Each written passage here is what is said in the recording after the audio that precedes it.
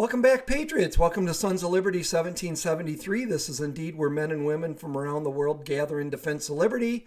I'm your host, Bill Bailey. I hope everybody had a wonderful weekend. Today is Monday, February 6, 2023, year of our Lord. I have to start out with some fairly tragic news, which I'm sure most of you are aware of by now, that there was a major, and I mean major, earthquake that hit Turkey into Syria. It was a 7.8 on the Richter scale, which is a doozy. Then there was a follow-up of 7.5. Hundreds of buildings are leveled. Thousands and thousands of people are, when the body counts totaled, are going to be dead. Tragic deal. Our prayers certainly go to the people over that way, that they find their loved ones if they're trapped and healthy, and for those that are injured, they recover quickly. I know Russia in the world will be sending in, I know Russia has already got a plane full of people coming to help search and rescue. I'm sure America does as well. The world seems to come together when there's, when we're not at war and there's a natural disaster like this. America is the biggest donor by far and most charitable nation of anyone. But it's unfortunate that it has to be a tragedy that brings us together, right? So more than, open this up really quick. More than 2,300 dead after devastating earthquake. Aftershock still hitting Turkey and Syria. Matter of fact, Buffalo here had like a 3.3 today. Nothing compared though to what's happening to these folks over there. I want you to listen to this. I've got you here for your principal work you're doing to alert the world about these vaccines, but I got to ask you, since you're a man that understands capital markets and what impacts capital markets, please, and you're Hawaii, right? You understand the Pacific. Please make this make sense to me. What is going on here, sir, and what's the implications? I've been hearing chatter for a while from my friends in the intelligence community, government apparatus, that they've been preparing for war. And this is going on, and they're worried about China. That's who they're worried about. The Ukraine situation is, I don't know what that is, but the China seems to be the problem.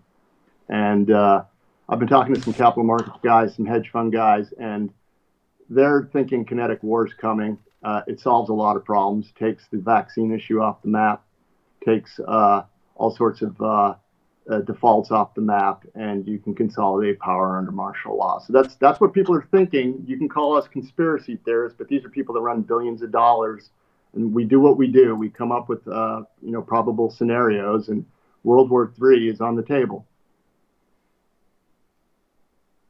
I want to go back through those because you're saying, hey, it takes off these nagging problems that are only getting bigger, like the vax for certain companies, right, in capital markets and investment banks. It takes off the default situation, right, because maybe you have infusion of cash, and it also gives you more centralized control. Is that kind of the thinking when you talk to capital markets guys? Absolutely. Those who are the capital markets folks. There's two camps. There's the ones who are clueless, who think that everything's hunky dory, and then there's the people who know things have gone way sideways and are on board with the vaccine problem. And when you think about the vaccine problem, when you think about the debt problem, it comes into focus that war, the system wants war. Whether or not there's a bunch of guys in a room smoking cigars, who cares? The momentum seems to be to do this and to wipe a bunch of problems off the board. Okay, I have more to say about this, but I want to get into folks, this is 1937. We're hurtling towards a kinetic war. We are hurtling towards a kinetic war. I mean a kinetic war. And this ain't Afghanistan, and it's not Iraq, and it's not Kuwait. Okay? This is big league. This is China, the CCP, and Russia. Okay? Our two allies, the Chinese people and the Chinese people and the Russian people were our allies in World War II. Our allies. They took the brunt of it. And these people know how to take the brunt of it. And now, because of this corrupt administrative state and deep state and the incompetence and compromise of the Biden regime, we are hurtling right now to a kinetic war. And it's a kinetic war. It's going to be devastating. And if you think you can hide from it, I want the good folks in Montana that woke up today. Some of the folks, oh, yeah, it's a great day in Montana. It's a crisp day. In Montana, today, we now know, and I don't think that's all, they now know that 1/3 of the ICBMs in the country are up there in the great north, in North Dakota, South Dakota, Montana. You're every bit, you're going to get incinerated 60 seconds before Washington, D.C. This is the danger. If every town's a border town and every state's a border state, we're all in this. When you see this loose talk in Ukraine about we're going to have an unconditional surrender of the Russian army, an unconditional surrender of the Russian army. They're talking about this on Morning Joe, a battlefield defeat in the Ukraine, an unconditional surrender. Have you seen that Ukrainian army? You think that's going to do it? They're talking about an unconditional surrender of the Russian army, a battlefield defeat that lead to their unconditional surrender. Like the Nazis and Japanese, we dropped 2 nuclear weapons on the Japs. Unconditional surrender. And this is what they're talking about. And they're having this conversation. Ask how that worked for the Swedes on Charles XII. Ask how it worked. Okay. So, you get it, folks. Dad is saying, they're all talking war, they're kind of chomping their teeth over, can't wait to go to war. It'll solve all our problems. Did you hear them saying then they can take over under martial law? Did you catch that? And Bannon gets it. Bannon is a true historian. They're hurling us toward kinetic warfare with China and Russia. They're saying the only way that we want unconditional defeat from Putin in Ukraine. Unconditional defeat. I see Ukrainians been seeing some stories that they're getting chemical weapons together to use on the Russian soldiers. That is a weapon of mass destruction. I think Putin may respond with, tactical nukes. Not making light of it, folks, because really it's just dead serious. So then this is over at Yahoo News. UN chief fears world headed for wider war over Ukraine-Russia. UN chief Antonio Guterres warns nations Monday that he fears the likelihood of further escalation in the Russian-Ukraine conflict means the world is heading toward a wider war. You think? This is over at shtfplan.com. MSN, China is preparing for war that could start any time. The mainstream media is now warning that the Chinese spy balloon debacle is a sign that the country is preparing for a war that could start at any time. A war analyst told Fox News Digital that United States policy has created the conditions for history's next great war. Gordon Chang is apparently an expert on U.S.-Chinese relations, and he claims that the balloon situation is showing us that China is preparing to go to war with the U.S. The Chinese spy balloon shows that that China is preparing to go to war. Gordon Chang, a columnist and author who has written several books on China, tweeted on Friday following the discovery of a Chinese surveillance balloon over Montana a day before. Chang pointed to a recent move from Chinese President Xi Jinping shortly after he was appointed to as president, breaking third term as General Secretary of the National Congress in October, when he appointed what is being referred to as a war cabinet. China is preparing to go to war, Chang, author of The Coming Collapse of China, said. It's engaged in extremely provocative and dangerous activities around its periphery, and war could come at any time, at any place. The anti-China sentiment is reaching a fever pitch in Washington, and the anti-American sentiment is reaching a fever pitch in Beijing. We really are on the brink of the unthinkable, and once the missiles start flying, there will be no going back. Then here at the Daily Mail, Putin's major new offensive is imminent, with Russia looking to make gains before more Western firepower arrives. Ukraine warns as first Leopard 2 tanks are delivered. What I'm hearing, Putin's assembled, and they haven't been reporting this, folks. Putin has been assembling a massive contingent to attack Ukraine, 500 to 700,000 soldiers. So the war in Ukraine is heating up. We're on the cusp of a war with China. And Russia will, Russia, the axis of evil will be China, Russia, North Korea, Iran, and a few other countries. So, it's a biblical, it's the Gog-Magog war forming. And on this Chinese balloon, let me find this really quick. Dang it, what did I do with it? Hold on just a second. Here it is. A top Pentagon official said the Chinese balloon was well over 200 feet tall and had a payload, right here, folks. Whoops. A payload the size of a jetliner. Navy divers recovered debris from shot down 200-foot Chinese spy balloon off South Carolina coast. Pentagon investigates whether it was carrying explosives along with photographic material. They're saying that they believe the balloon had a self-destruct mechanism where it would blow itself up. Republicans, because this is just unbelievable that Joe Biden let this balloon, trek across America. There it is from Montana. And it was carrying a, let me repeat that again. Oh, come on, I'm losing it. Where is it? The balloon, 200 feet tall, and had a payload the size of a jetliner. Had a payload the size of a jetliner.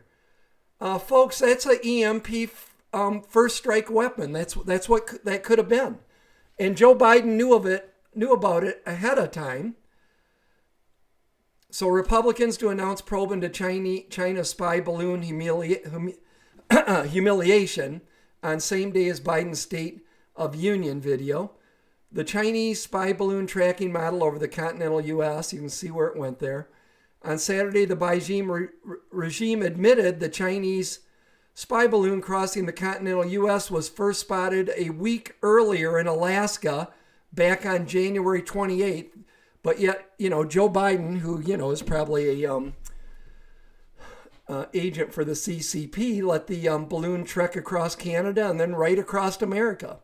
The balloon flew from Alaska into Canada and down into the continental U.S. On Tuesday, the balloon entered the Idaho-Montana region and crossed the U.S. for the next 4 days. The China spy balloon was then shot down after it left U.S. territory in North Carolina and collected all of its data for the Chinese Communist Party. Treason. Rep. Waltz says DOD told him China spy balloons crossed U.S. during Trump years, but General Mattis, remember Mad Dog Mattis, did not tell Trump, thought he was too aggressive. So that this is total treason. They let the Chinese balloon go across the country without warning President Trump. Is Mattis on the take for the CCP too? Rep. Waltz says current Pentagon officials briefed him over the weekend and said Chinese spy balloons crossed over Texas and Florida during the Trump years. Waltz then dropped this bomb. Rep. Waltz said that General Mattis was Secretary of Defense at the time and decided not to inform President Trump because the Pentagon thought Trump was too provocative and aggressive. This is treason if true. Mattis put the U.S. in danger, offered comfort to the enemy, allowed Chinese spying on U.S. installations, and then hid from his superiors, including this info from the President of the United States. House Republicans must call on General Mattis to immediately testify under oath. This is also quite a statement if true, since President Trump is the first president in over 40 years not to start a war. And then I wanted to also share this article, folks. This is over at shtfplan.com too. I always got to make sure you guys are seeing that. You are. An economic sign that hasn't happened since the peak of the Great Depression in 1932. Hat tip to Rudy over at Alaska Prepper. Somebody shared this article with him, and that's where I first learned about it. I've shared it 2 or 3 times now because I think this information right here is critical to what's going on. The most troubling information from the GDP report is the precipitous drop in real disposable income, which fell over $1 trillion in 2022 for Americans, folks. For context, this is the second largest percentage drop in real disposable income ever, behind only 1932, the worst year of the Great Depression.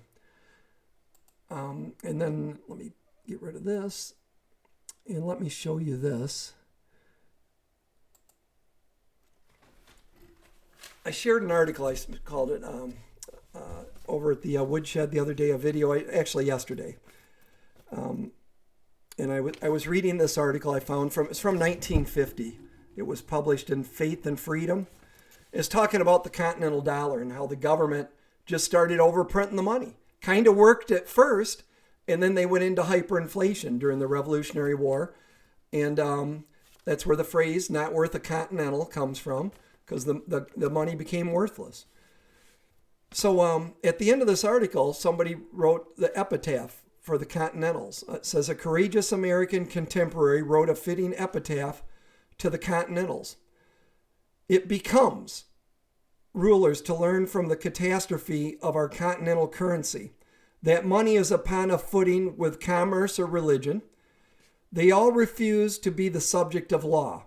It becomes the rulers of free men to learn further that money is property. It's our money, our sweat equity, our energy that we put out in our life. It's ours. Further, that money is property, and that the least attempt to lessen its value in our pockets and chest is taxation without our consent. They're making our life effort worth less. They're taking from us. It's theft. It is the highest act of tyranny, this author wrote. I agree. We have tried every art and device to keep up the credit of paper money except one. We have never yet tried the effects of being honest. That maybe we're spending too much money and we can't print our way out of it. That we shouldn't be doing spending on BS, trillions of dollars, laundering money. You know, a friend, I won't mention his name, but he texted me something because he's more of a libertarian, maybe a little bit more to the left than me. Hates Trump. Let's put it that way. But you know, I consider him a critical thinking person. He said, just assume you'll be spending the rest of your life talking about America, in a third world country, that we're now in a third world country, then nothing will seem abnormal or disappointing. And that's sad, but, you know, hey, he's not far off. We are a third world government because the Constitution wasn't designed for corrupt politicians. So expect to stay that way until a president actually fixes it. Well, president without Congress behind him can do nothing because Congress writes laws, right? But we are a corrupt third world country. I mean, that's the reality of what we're living in. And for Dodd to say the people, and this guy's in the know, by the way, for them to say, you know, they want a kinetic war, it solves problems for them with the debt bubble and the jab, and they can repair things under martial law, you know, really bring tyranny to us. So overprinting our money, that's why I brought this chart up, okay? This is just took this off the debt clock. If you look down the lower part, I've got this red circle around U.S. Money supply now. If we go back to 2000, it was 4 trillion, just say 700 billion.